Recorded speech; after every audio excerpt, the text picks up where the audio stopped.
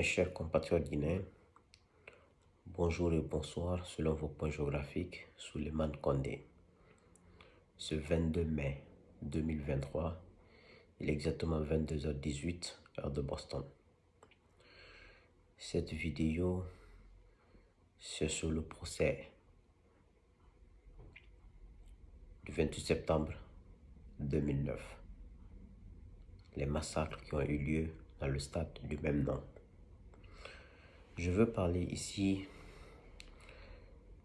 sur 3 témoignages. Depuis le début de ce procès, ces 3 témoignages m'ont complètement bouleversé et m'ont donné à réfléchir, et je voulais partager cette réflexion avec vous. Vous savez, ce procès est un procès historique pour notre pays, la Guinée, et pour l'Afrique en général, pour ne pas dire du monde entier. Il y a eu 3 témoignages des victimes qui m'ont bouleversé. Le premier, c'était le 13 avril 2023. Le témoignage d'une dame, du nom de Madame Fatimatou Diallo, sur la disparition de son époux, en laissant derrière lui 8 enfants, depuis 13 ans. Connaissant notre pays, connaissant la misère,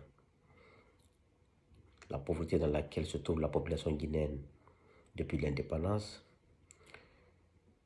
des gens se retrouvent, 8 enfants, souvent les femmes n'ont pas de travail, et un mari disparu qui amenait peut-être la dépense. Le deuxième témoignage, ça a été fait le 3 mai 2023 par M. Mamoudou Conté, membre du parti de l'UFR de la commune de Matam. Le témoignage de ce monsieur m'a bouleversé. Il a dit dans son témoignage que devant lui, il a vu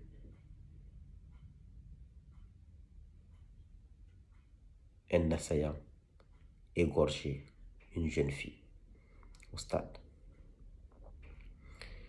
Le troisième, ça s'est fait aujourd'hui 22 mai. J'ai suivi une dame, Madame Salematou Bari, d'ailleurs qui s'est exprimée en langue soussou, et on a traduit en français. Elle était en femme, en hijab, des femmes musulmanes là, ceux qui portent ceux qui couvrent les femmes qui couvrent leur tête là. Elle était en tout noir. Madame Salematou Bari, qui s'est excellemment exprimée en soussou, comme à l'image de M. Paul Massa Guilavogui, qui avait un nom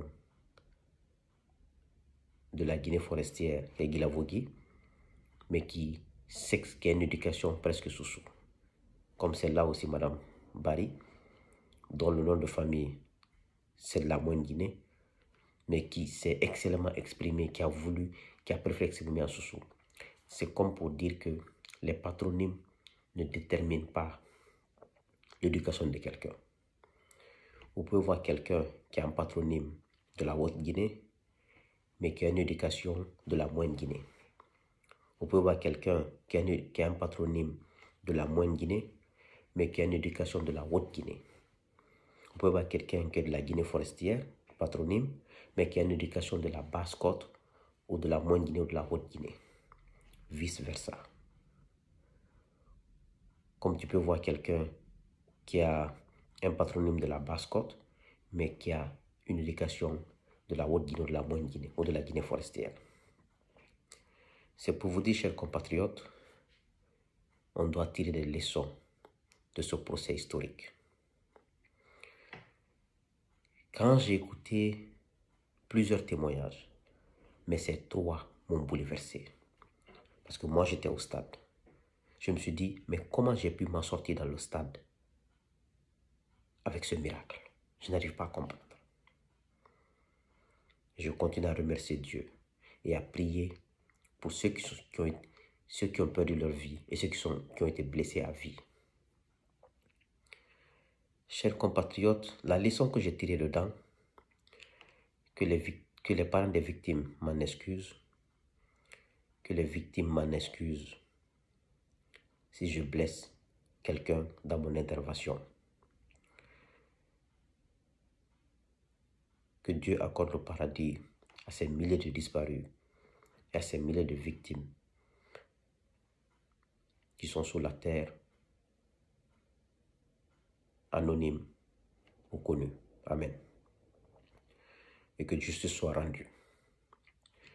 J'ai eu l'impression en écoutant les témoignages depuis plus de 6 à 7 ou 8 mois que le capitaine Dadis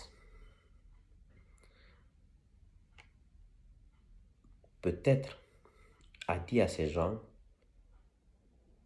allez les disperser ou allez faire ça, allez faire ça.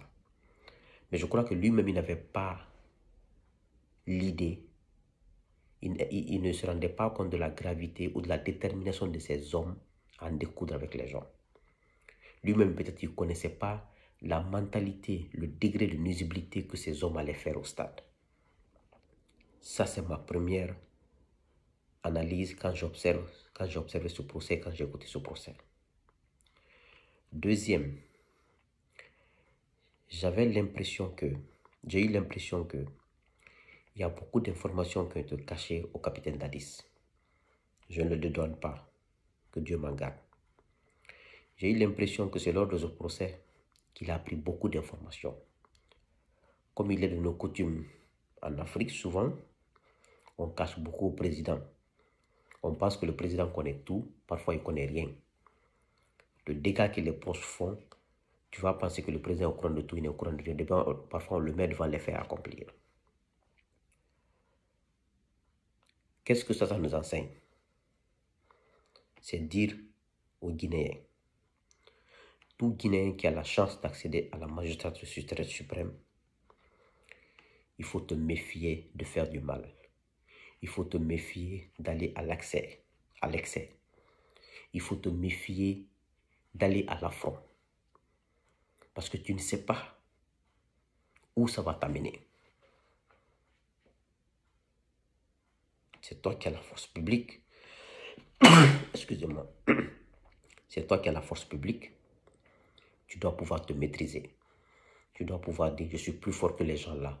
Je ne dois pas me comparer à eux et je ne dois pas répondre aux provocations. Mais malheureusement chez nous, tous les présidents que nous avons eus, de l'indépendance à maintenant, chacun a voulu répondre par la force des provocations de l'opposition. Ça ne marche pas. Tu es plus fort qu'eux. L'opposition n'a que sa bouche pour parler. Si toi tu prends la force publique, qui sont sous tes ordres pour un moment donné, tu veux utiliser contre ton propre peuple, c'est toi qui paieras le prix. Voici un peu ce que j'ai tiré